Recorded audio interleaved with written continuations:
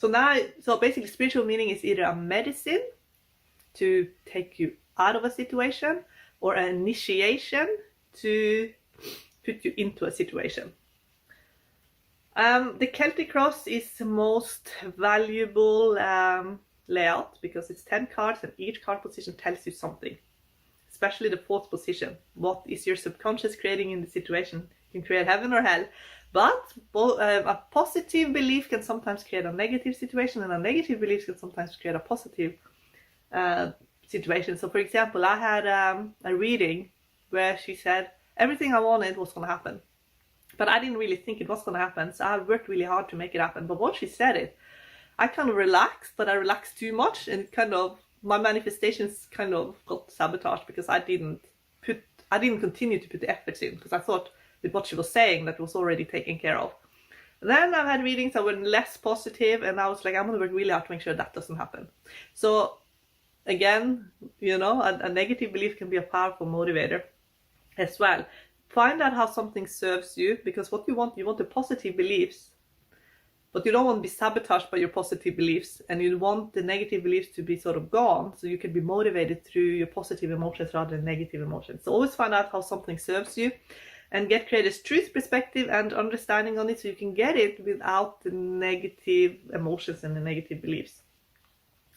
But ultimately, there are no real bad or good or anything. It's all just is. So a negative card in tarot often has a positive spiritual meaning. And positive cards often real spiritual gifts available to the seeker.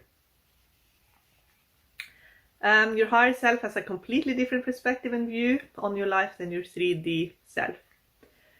So if you look at the judgment, for example, the traditional meaning of the judgment is that you have to take a higher perspective. That's why the male and the female have switched sides. You know, it's the same male and female seen in the Lovers and the Devil card, but in the judgment they swapped side, because now you're meant to see it from the angel's perspective.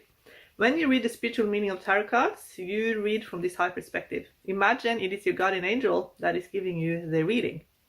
So let's say you get the Devil card and it's your guardian angel giving you a reading. How would you, basically, what sort of advice would you give yourself?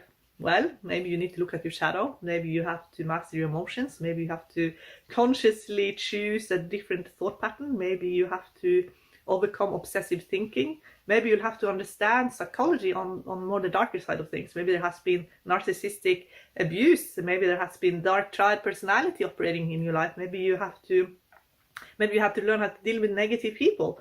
Maybe you have to learn how to have good boundaries. The bad actors in your life, they're very obvious to spot in this initiation. You will be given the tools to cut the cords. This is to give you back the power. The Strength card is a very similar initiation. You have gone through something that made you strong.